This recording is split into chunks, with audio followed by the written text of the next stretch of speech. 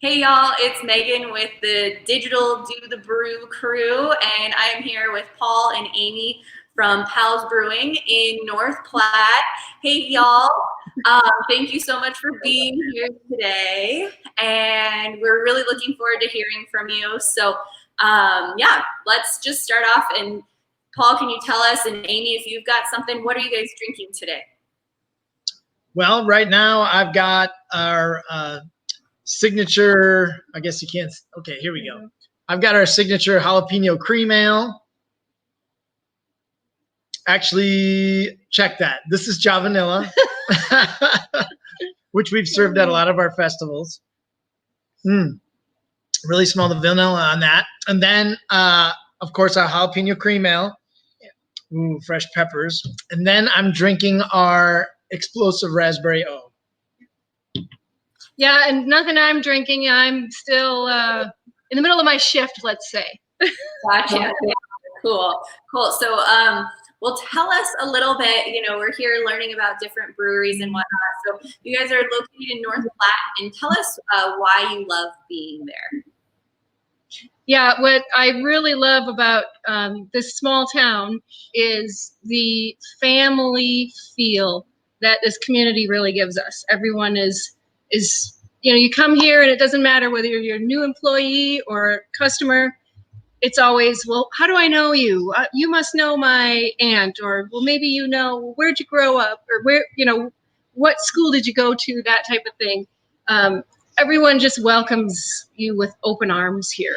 And so it's a really great community atmosphere. That's what I love about it here. Yeah, everybody's so friendly. Like, there is no place that feels like North Platte. It just feels like home, wouldn't you say? Yeah. Although sometimes I'm kind of like, are they nice because I own the brewery, or no? No, it's just a really good feel that we get. Yeah, awesome. There in North Platte, you guys have a pretty unique situation. So for folks who haven't visited your brewery, tell us a little bit about what it looks like and what, you've got that extra space and all of that. So that's really cool, and I want people to know about it. So can you tell us about that? Yeah, so our tap room actually isn't that large. It seats maybe 90 people at best. Yeah. But our concept was we really wanted a space where families could come out, and we're very dog friendly because we have a 2-acre outdoor beer garden. So you can come out and enjoy the sunshine, sit on a picnic table. Your kids can run around. We've got cornhole sets set up there. We have an outdoor volleyball court. We're hoping to put horseshoes in for this summer, so we can have some horseshoe leagues out here. And of course, it's a great space for live entertainment. So like we have the dueling pianos coming up in July that we've done every year. That's a super fun event. And we do live music all the time, which is one of the things that I'm really passionate about. And of course, then we have enough space to even have a beer festival out there. So in September, we have the Western Nebraska Craft Beer Festival, which I know you guys have been to. Yeah, for sure. That's one of our team's favorites to go to. So, yeah, I mean, you mentioned it a little bit there. That was going to be one of my other questions. Can you tell us about some of your guys' signature events? Yeah, absolutely. So we do a lot of events throughout the year. Our main ones are always the dueling piano. So that's coming up July 11th. That's Saturday. Tickets for that will go on sale June 1st. And then our craft beer festival, that's going to be September 12th. We have around 12 breweries usually that come and get a sample and taste all the different beer styles and beers that these breweries have to offer. This year, we're also partnering with Nebraska Land Days. June 27th, we will have a street pole vaulting competition here. So that is going to be, you're kind of organizing that actually, Paul. Yeah, I'm pretty excited about it. Hopefully we'll get a chance to do it. Chance for college and high school level vaulters to come out and kind of show off their stuff and do some fun competition and actually have an audience. Because like here in North Platte, the vaulters are actually tucked behind a portion of the stadium bleachers. And so you can't see it unless you actually walk over there. You can't see it from the regular bleachers. So it's not too often that they actually get a big audience. That'll be really cool. I've got a really soft spot in my heart for vaulters. My dad was an amazing pole vaulter, and then a lot of my dear friends are actually former vaulters. So that'll be a lot of fun. Nice. Yeah, we're really looking forward to it. Yeah, it should be a good time. And you know, as long as the like college age are enjoying themselves, that'll be good. The parents will come out, and it'll be a fun event out there. So cool. And so we know, as being in the beer industry, that sometimes brew days or planning events might not necessarily go as smoothly as planned. Do you guys have any good stories about a disastrous project or brew day or something that you'd be willing to share with everyone? Give people a glimpse inside the true life of a brewer or brewery owner. Well, one thing's for sure. One thing's for sure, something breaks in the brewery every single day. It doesn't matter what day of the week it is, something is going to break. And so we get the lovely job of trying to fix all these things. So brewers have to be jack of all trades. So it could be something electrical, it could be plumbing, it could be mechanical, who knows what. But I think my favorite stories in the brewery, one of the very first batches that we kegged off was our Irish Stout, because we were opening for St. Patty's Day. So, of course, we had to have an Irish Stout on nitro. So we got the nitrogen into it, and it was pouring perfectly. And so we're ready to keg it. And my brother, who doesn't normally work in the brewery, came in to help me. And everybody has their story of this if you work in a brewery. But if you forget to close the valve before you actually remove it from the keg after you're done filling it, beer keeps coming out. And so my brother was covered head to toe in Irish Stout. And I could not stop laughing because he had it dripping down his face. And he had that cartoon look on his face where he's like, and it's just, it's just absolutely priceless. And then my other favorite stories are always when you get somebody new working in the brewery, and I did this too, is, you know, a valve on a tank, which you can see one right behind me.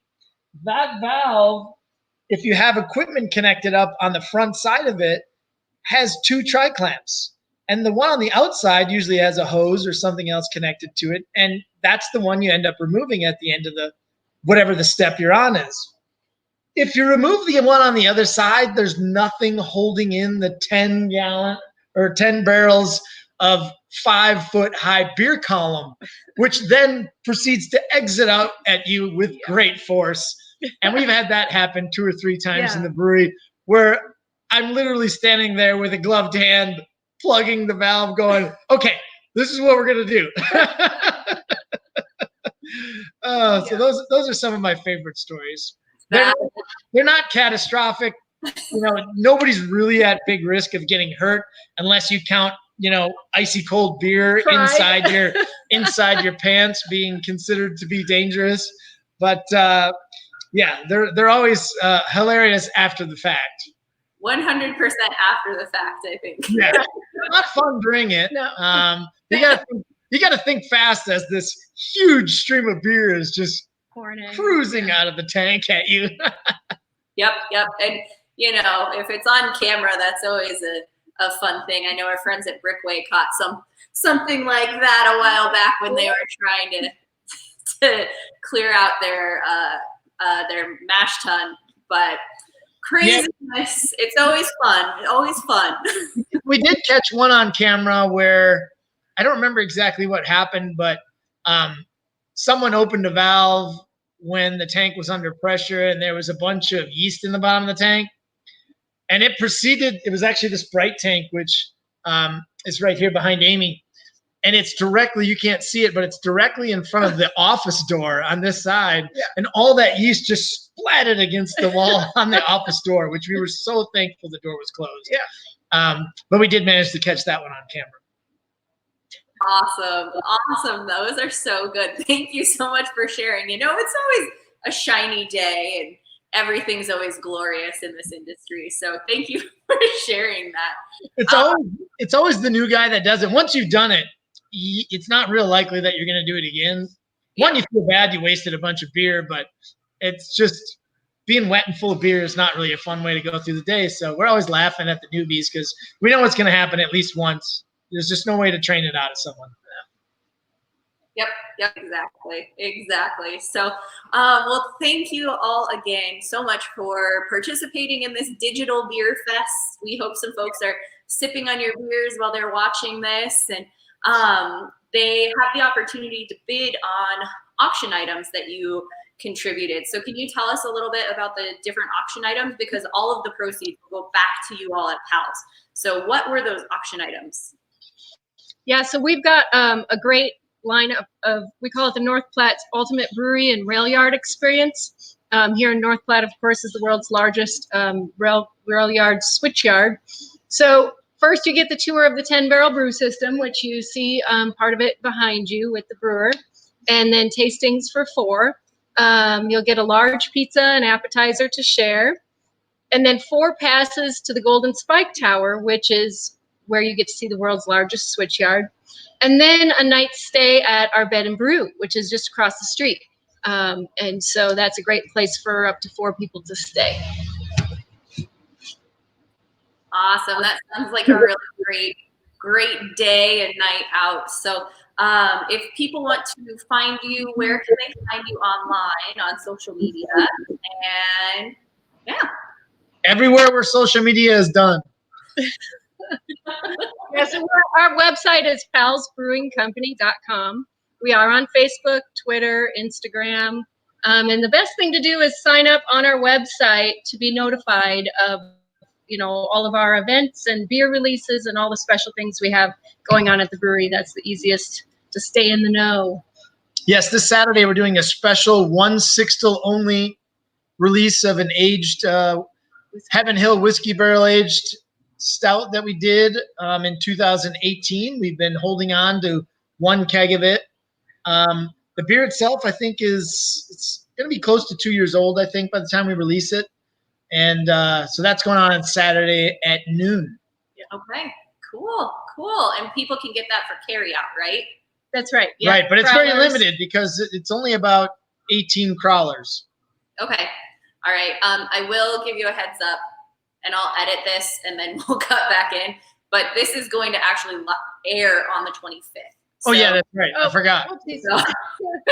So I'll edit this part out, and I'll do okay. Yeah. So yeah. Well, thank you all so much for taking the time out today. I know that it's really, it seems like it could be a downtime, but in the beer industry, it's busy is what it feels like. So thank you all, and have a wonderful rest of your day.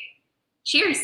You too. Cheers, everyone. Thanks, everyone. Thanks for supporting local breweries.